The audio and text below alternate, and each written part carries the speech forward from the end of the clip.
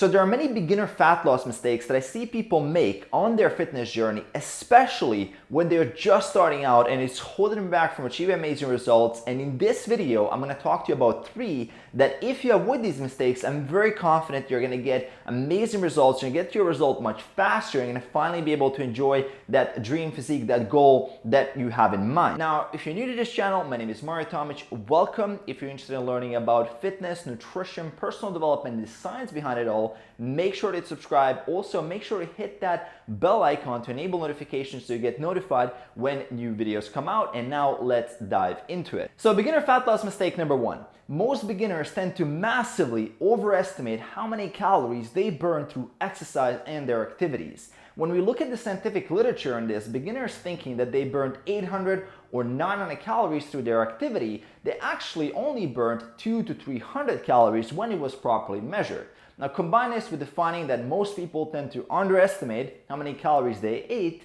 Now you have this combination where you think you did way more than you really did and you ate way more than you think you did. So this is a magical combination for being stuck, and it's no wonder why so many people struggle with losing weight. And I talked about this problem in my previous video in this series of beginner fat loss mistake, which I'm going to link here in the card and also in the description below, because most people are not tracking and they have no idea what they're eating or how much they're eating. They have no idea how their weight is changing or what is happening in the gym. So there's really no way to find any kind of causation between what you're doing and what's happening. And that's a big problem because when you get stuck, you don't know what to change. So there's a big gap between what people think they're doing and what they're actually doing. And as a beginner, you must absolutely correct this. You must become aware and you must be tracking. So beginner fat loss mistake number 2. Beginners tend to overcomplicate their diet way too much. And instead of relying on simple, healthy meals, combining some single ingredient whole foods, they go out there, they go to Google and they type in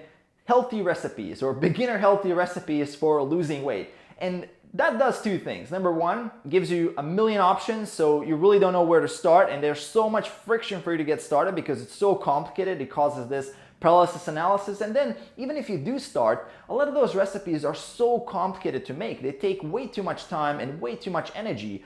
So all of this really creates this unnecessary burden that you put on yourself, and this is why a lot of people give up. They just simply burn out. They think eating healthy has to be complicated. You have to get all these magical foods from the store that's 2 hours away, or that you have to get these very expensive foods. There's nothing wrong with keeping things simple, single ingredient, whole, healthy, unprocessed food, and just starting off with that. If you want to make it more complicated in the future with some recipes, once you kind of get a hang of it, once you figure out other more important things like your calories, your protein amount, maybe your schedule, such as using intermittent fasting or when your meals really fit your schedule, then you can make things more complicated. But there's nothing wrong with starting simple, and that's what I would recommend for you. If you're a beginner watching this, don't make it hard on yourself. Make it simple, make it easy to start, and reduce that friction as much as you possibly can. Beginner fat loss mistake number 3. And by the way, this is the last mistake that I'm going to cover in this video. And if you'd like me to do another episode on beginner fat loss mistakes,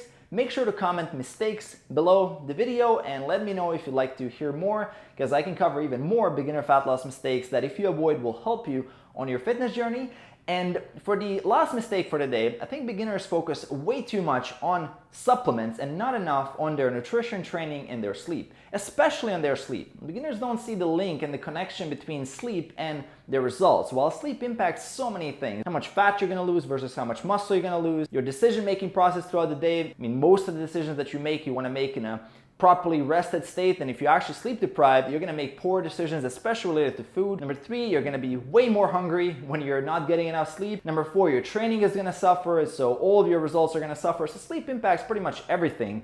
And handling sleep is way more important than which pre-workout supplement you're going to take. What are you going to take BCA? What are you going to take glutamine? Or all these other questions that I keep getting as a professional from beginners. Well, they're neglecting when they're going to bed. Are you getting enough sleep? Are you having a proper sleep hygiene? Are you having a dark room? And all these little things that you can actually implement to improve your sleep, which will make way more difference for your results compared to taking some pre-workout supplement. Now, supplements can make a tiny bit of difference, but they cannot compensate for a poorly organized nutrition plan or a poor training plan.